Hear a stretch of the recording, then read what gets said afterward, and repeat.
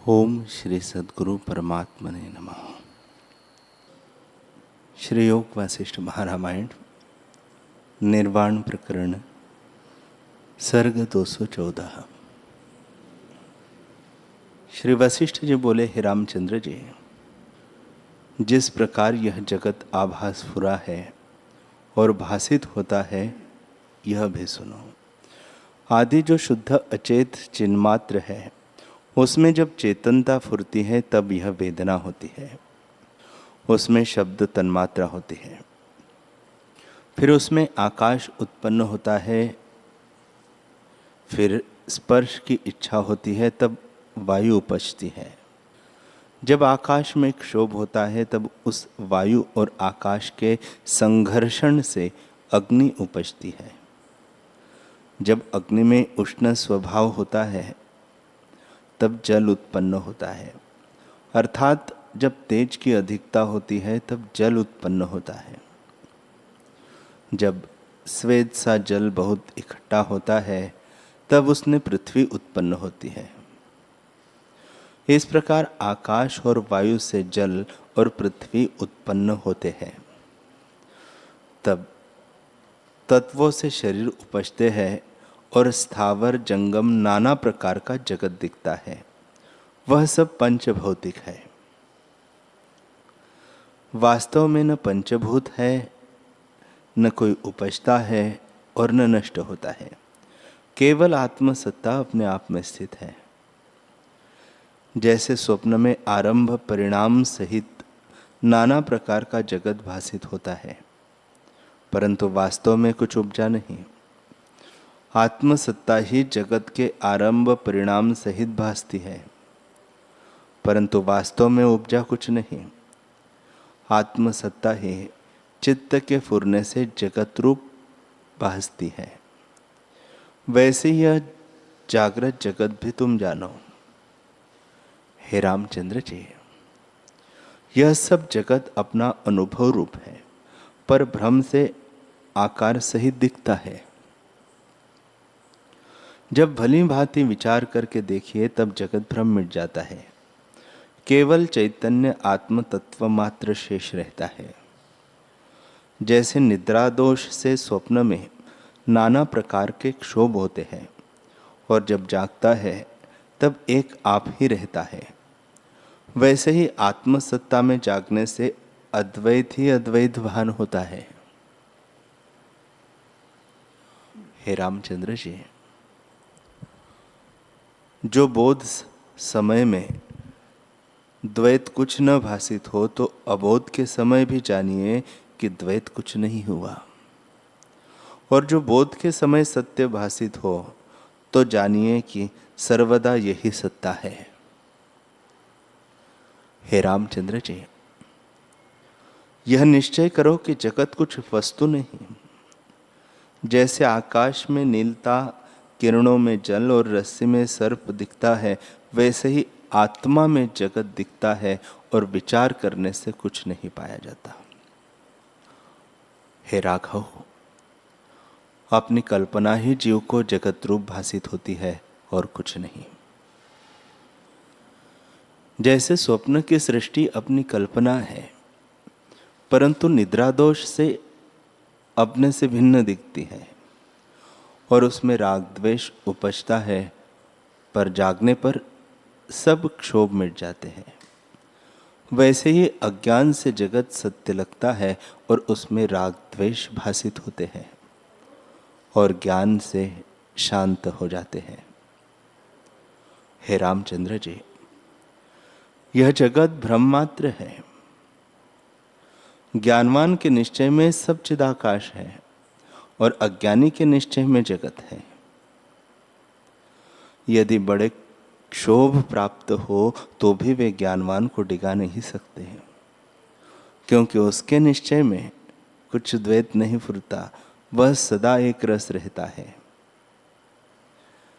यदि प्रलय काल के मेघ गरजे, समुद्र उमड़े और पहाड़ के ऊपर पहाड़ पड़े, जैसे भयानक शब्द हो, तो भी ज्ञानवान के निश्चय में कुछ द्वैत नहीं फुरता।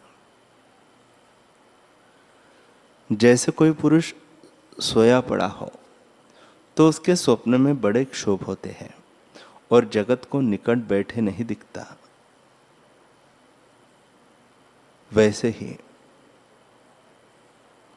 ज्ञानवान के निश्चय में द्वैत कुछ नहीं भासता, क्योंकि है ही नहीं,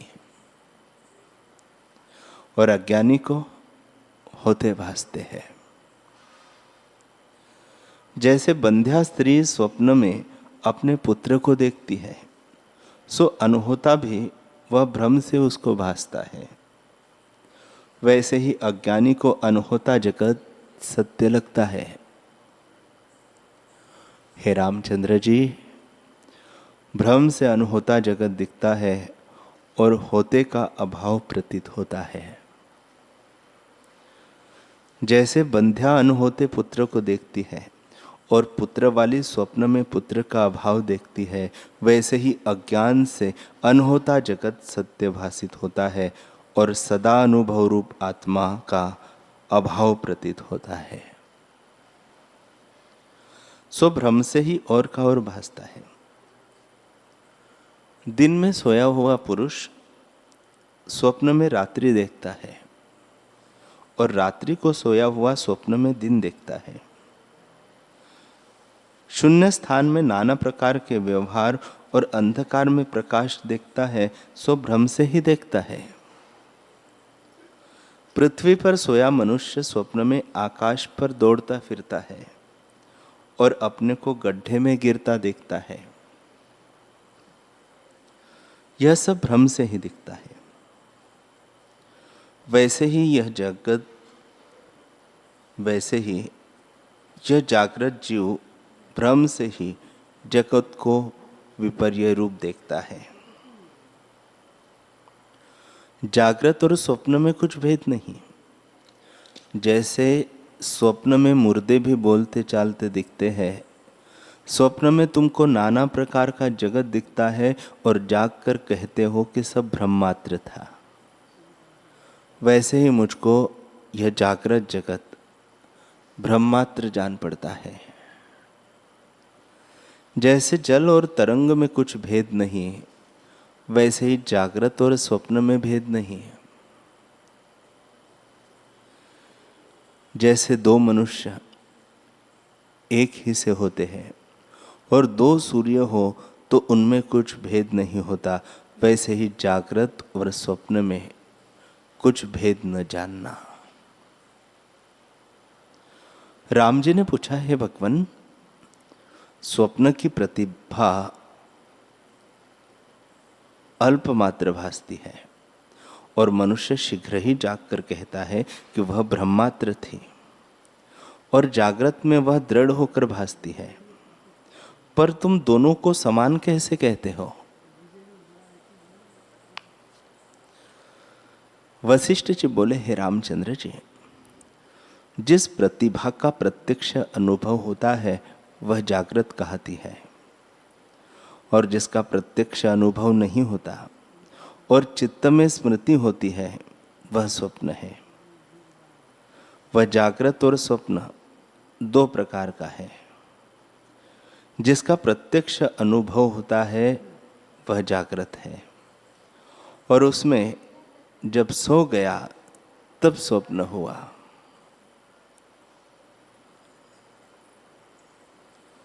उस स्वप्न में जगत दिखा तो जहाँ जगत दिखा वही उसका जागृत हो गया, और जहाँ से सोया था वह स्वप्न हो गया। वहाँ जो स्वप्न भासित हुआ उसको जागृत जानो। मनुष्य लोगों से चेष्टा करने लगा। जब वहाँ से मृतक हो गया, फिर इस अवस्था में आया तो पिछली को स्वप्न जानने लगा। तो चित्त के भ्रम से स्वप्न को जागृत देखा और जागृत को स्वप्न देखा। हे राम, यह क्या हुआ? जैसे किसी को स्वप्न आया और उसमें अपनी चेष्टा और व्यवहार करने लगा, तब फिर उसमें स्वप्न हुआ। उस स्वप्नांतर से जागा तो फिर उस पहले स्वप्न में आया तो उसको स्वप्न जानने लगा और उस स्वप्न को जागृत जानने लगा। हे रामचंद्र जी, जैसे वह स्वप्नांतर से जागकर उसको स्वप्न कहता है और स्वप्न को जागृत कहता है, वैसे ही यह जागृत स्वप्न रूप है और आगे जो होता है वह स्वप्नांतर है, एक और प्रकार है। जो इस जागृत में मृतक हुआ, शरीर छूट गया, तब परलोक देखता है, तो वह परलोक जागृत हो गया और इस जागृत को जीव स्वप्न जानने लगा। जैसे स्वप्न से जागा स्वप्न को भ्रम कहता है, वैसे ही इस जागृत को परलोक में भ्रम जानता है। फिर परलोक में स्वप्न आया, तब परलोक की जागृत अवस्था स्वप्नवत हो गई और जो स्वप्न में सृष्टि देखी उसको जागृत जानता है। फिर वहां से मृतक होकर यहां आया, तब यह जागृत हो गई और परलोक स्वप्न हो गया। इसे हे रामचंद्र जी, स्वप्न और जागृत दोनों मिथ्या है। जब मूर्ख स्वप्न से जागते हैं तब वे जानते हैं कि इसका नाम जागना है और इसको जागृत मानते हैं और उसको स्वप्न जानते हैं। पर वास्तव में वह स्वप्नांतर है और यह स्वप्न। इसमें जो तीव्र संवेग हो रहा है, इससे इसको जागृत और उसको स्वप्न जानते हैं, पर दोनों तुल्य है, कुछ भेद नहीं। आत्मा में दोनों असत रूप है और इनकी प्रतिभा भ्रम मात्र भासती है। आत्मा न कभी उपजता है न मरता है, और उपजता भी है और मरता भी है। उपजता इस कारण से नहीं कि पूर्व सिद्ध है, और मरता इस कारण नहीं कि भविष्य काल में भी सिद्ध है। परलोक में सुख दुख भोगता है और भ्रम काल में जन्मता भी है और मरता भी है। सो प्रत्यक्ष भासित होता है, पर वास्तव में ज्यों का त्यों है। हे रामचंद्र जी, यह जगत उसका आभास है और चैत्य का चमत्कार चैतन्य होकर भासित होता है। जैसे घट मृत्तिका रूप है, मृत्तिका से भिन्न नहीं, वैसे ही चेतन भी चैतन्य रूप है, चैतन्य से भिन्न जगत नहीं। स्थावर जंगम सब जगत चिन्मात्र है। हे रामचंद्र जी, जैसे तुमको स्वप्न आता है और उसमें पत्थर और पहाड़ दिखते हैं, सो तुम्हारा ही अनुभव रूप है, भिन्न तो नहीं। वैसे ही यह सब दृश्य चिन्मात्र का रूप है। जैसे घट मृत्तिका से भिन्न नहीं, वैसे ही यह जगत चिदाकाश से भिन्न नहीं। जैसे काष्ठ के पात्र काष्ठ से भिन्न नहीं, सब काष्ठ ही है, वैसे ही जगत चैतन्य रूप है, चैतन्य से भिन्न नहीं। जैसे पाषाण की मूर्ति पाषाण है, वैसे ही जगत भी चैतन्य रूप है। जैसे समुद्र ही तरंग रूप होकर दिखता है, वैसे ही चैतन्य जगत रूप होकर दिखता है। जैसे अग्नि उष्ण रूप है, वैसे ही चैत्य चैतन्य रूप है। जैसे वायु स्पंदन रूप है, वैसे ही चैतन्य चैत्य रूप है। जैसे वायु निस्पंद रूप है, वैसे चैतन्य चैत्य रूप है। जैसे पृथ्वी घन होती है और आकाश शून्य होता है, जहाँ घना या ठोस है वह पृथ्वी है, और जहाँ शून्यता है वह आकाश है। वैसे ही जहाँ चैतन्य है, जहाँ चैत्य है वह चैतन्य है। जैसे स्वप्न में शुद्ध संवित पहाड़ और नदियों के रूप में भासती है, वैसे ही चिन्मात्र सत्ता जगत रूप होकर भासती है। हे रामचंद्र जी, जो कुछ पदार्थ तुमको दिखते हैं उनको त्याग कर आत्मा की ओर देखो। यह सब विश्व आत्मरूप है। वह शुद्ध चिदाकाश रूप, दुखातीत और आकाश से भी निर्मल है। ऐसा जानकर उसमें स्थित हो। हे रामचंद्र जी, जब तुमको स्वभाव सत्ता का अनुभव साक्षात्कार होगा, तब सब द्वैत कलना जो भासती है सो शांत हो जाएगी और केवल आत्म तत्व मात्र शेष रहेगा। राम जी ने पूछा, हे भगवान, चिदाकाश कैसा है जिसे तुम परब्रह्म कहते हो, और उसका रूप क्या है? तुम्हारे अमृत रूपी वचनों को पान करता मैं तृप्त नहीं होता, इसे कृपा करके आप कहिए। श्री वशिष्ठ जी बोले, हे रामचंद्र जी, जैसे एक माता के गर्भ से दो पुत्र जुड़वा उत्पन्न होते हैं और उनका एक सा आकार होता है, पर जगत के व्यवहार के लिए उनका नाम भिन्न भिन्न होता है और भेद कुछ नहीं। और जैसे दो पात्रों में जल रखिए तो जल एक ही है, पर पात्रों के नाम भिन्न भिन्न होते हैं, वैसे ही स्वप्न और जागृत दो नाम हैं, परंतु है एक ही से, किंतु आत्मा में दोनों ही कल्पित है। जिसमें दोनों कल्पित है वह चिदाकाश है। वृत्ति जो फुरती है और देश देशांतर को जाती है, उसके मध्य में जो ज्ञान रूप संवित है, जिसके आश्रय से वृत्ति फुरती है, वह चिदाकाश संवित है। वृक्ष जो रस को खींचकर ऊपर को जाते हैं, सो उसी के आश्रय से जाते हैं। ऐसी जो सत्ता है वह चिदाकाश रूप है। हे रामचंद्र जी, जैसे सब वृक्ष फूल फल टास आदि सहित रस के आश्रय से उगते बढ़ते हैं, वैसे ही यह सब जगत चिदाकाश के आश्रय से फुरता है और उसी के आश्रय से वृत्ति फुरती है, और वही सत्ता चिदाकाश है।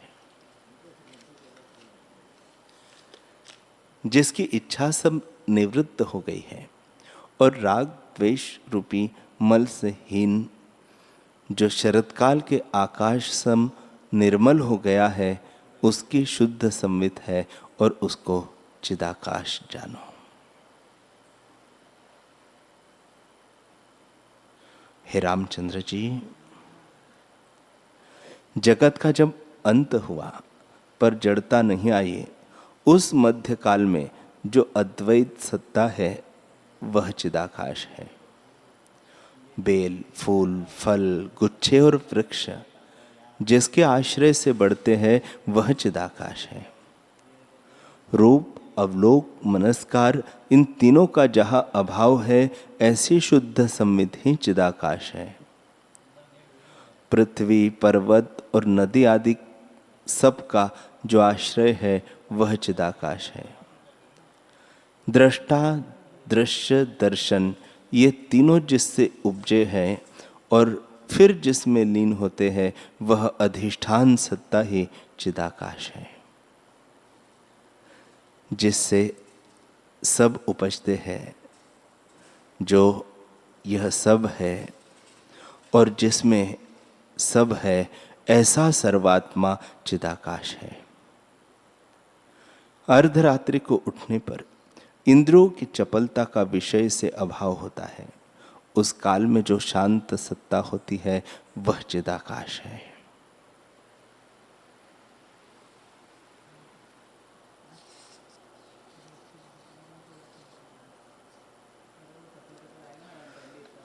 हरि ओम।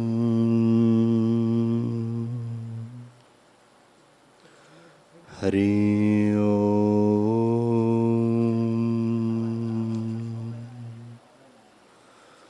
ओम सहना भवतु सहनौ भुनक्तु सह वीर्यं करवावहै तेजस्विनावधीतमस्तु मा विद्विषावहै। ओम शांति शांति शांति। श्री सद्गुरुदेव भगवान की जय।